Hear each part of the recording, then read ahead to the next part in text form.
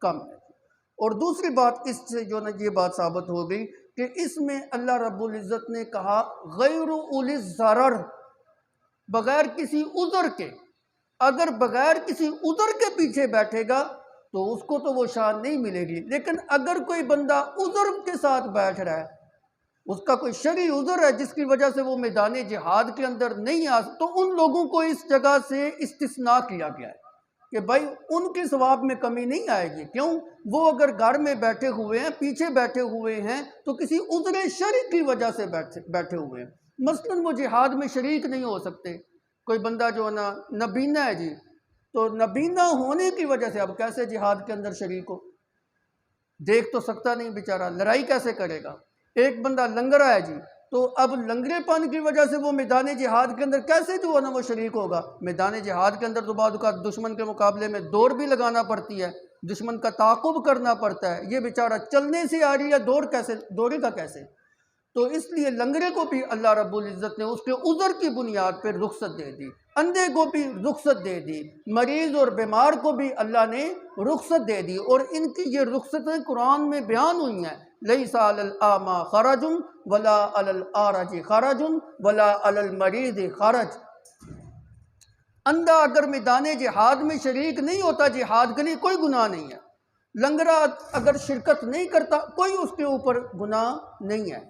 اسی طرح بیمار اور مریض جو ہے وہ اگر شریک نہیں ہوتا تو اس کے اوپر کوئی حرج کی بات نہیں، گناہ کی بات نہیں ہے۔ اسی طرح کچھ اور لوگ بھی ہیں جن کا شرعی عذر ہے جس کی وجہ سے وہ میدان جہاد کے اندر شرکت نہیں کر سکتے۔ مثلا ان کے پاس سواری نہیں ہے جی، اب جہاد پہ جانا ہے، خالی ہاتھ تو نہیں جانا، بعض اوقات جہاد کرنے کے لیے دور دراز کا سفر ہوتا ہے، سواری کی ضرورت ہوتی ہے، اس بیچارے کے پاس سواری نہیں ہے، اس کے پاس سواری خریدنے کے پیسے نہیں ہیں، جہاد کے اوپر جانا ہے، اسلحے کی ضرورت ہے، اس کے پاس اتنا مال نہیں ہے کہ وہ جو ہے نا اسلحہ خرید سکے، کیسے جو ہے نا ادھر جا کے کیا کرے گا؟ تو ایسا انسان بھی معذور سمجھا جاتا ہے۔ نبی صلی اللہ علیہ وسلم کے پاس کچھ لوگ آتے تھے، یا رسول اللہ آپ ہمیں جو ہے نا سواری کا بندوبست کر دیں، ہم آپ کے ساتھ جانے کے لیے تیار ہیں۔ آپ نے فرمایا میں کیسے کروں؟ اگر میرے پاس ہوتی تو میں تمہیں جو ہے نا سوار کر نہ لیتا۔ تو ایسا انسان جس کے پاس اتنا مال نہیں کہ وہ سواری خرید سکے یا جو ہے نا مقابلہ کرنے کے لیے اسلحہ خرید سکے، تو وہ بھی شرعی معذور ہے۔ اگر وہ جو ہے نا جہاد کے اندر شرکت نہیں کرتا تو اس کے اوپر کوئی گناہ نہیں۔ اسی طرح وہ انسان جس کو نگرانی اور حفاظت کے لیے پیچھے چھوڑا گیا ہے، مقرر کیا گیا کہ تم نے مسلمانوں کی آبادی کی حفاظت کرنی ہے، تو وہ بھی شرعی معذور ہے۔ ظاہر بات ہے سارے مردوں نے اٹھ کے تو نہیں نہ چلے جانا، پیچھے عورتیں ہیں، بیمار ہیں، بچے ہیں، اگر دشمن جو ہے نا آبادی کے اوپر حملہ کر دے تو ایک کمک اور ایک فوجی دستہ پیچھے جو ہے نا آبادی کی حفاظت کے لیے بھی رکھنا پڑتا ہے۔ اب یہ جو لوگ ہیں یہ بھی شرعی طور پہ معذور ہیں، یہ بھی جو ہے نا جہاد کے اندر اگر شرکت نہیں کرتے تو ان کا پیچھے بیٹھنا ہی جہاد ہے۔ تو ایسے لوگ، ایسے افراد جن کا کوئی شرعی عذر ہو تو وہ اگر جہاد کے اندر شریک نہ ہوں تو ان کے شرعی عذر کی بنیاد پر اللہ رب العزت نے غیر اولی الضرر کا لفظ بول کے ان کا استثناء کیا۔ اسی طرح اس کے شان نزول کے اندر ایک یہ بات بھی بیان کی جاتی ہے کہ حضرت عبداللہ ابن ام مکتوم رضی اللہ تعالیٰ عنہ نبینا صحابی تھے۔ جس وقت جہاد کا حکم ہوا تو وہ نبی صلی اللہ علیہ وسلم کے پاس تشریف لائے۔ یا رسول اللہ جی تو میرا بھی بڑا کرتا ہے آپ کی میت میں جاؤں، جہاد فی سبیل اللہ کروں، لڑائی کے جو نا کافروں کے ساتھ لڑوں، یا خود مارا جاؤں یا ان کو جو نا قتل کروں، لیکن کیا کروں، اللہ نے تو مجھے آنکھیں نہیں دی، میں کیسے جہاد کر سکتا ہوں؟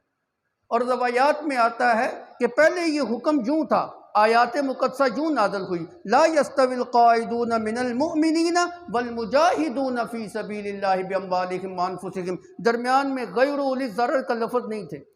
جس وقت حضرت عبداللہ ابن ام مکتوم رضی اللہ تعالیٰ عنہ نے یہ شکوہ کیا یا رسول اللہ میں تو آپ کے ساتھ جا نہیں سکتا، معذور ہوں، نبینا ہوں، تو اس وقت اللہ رب العزت نے یہ جملہ بھی جو نازل فرمایا غیر اولی الضرر، اس کو اس جگہ کے اوپر رکھا گیا کہ جو شرعی لحاظ سے معذور ہے اور اپنے عذر شرعی کی وجہ سے جہاد کے اندر شرکت نہیں کرتا، اس کے اوپر کوئی گناہ نہیں، اس کے اوپر کوئی الزام نہیں ہے۔ تو یہاں سے معذورین کو جو ہے نا استثناء کیا گیا ہے کہ ان کے اوپر جو ہے نا کوئی گناہ نہیں ہے۔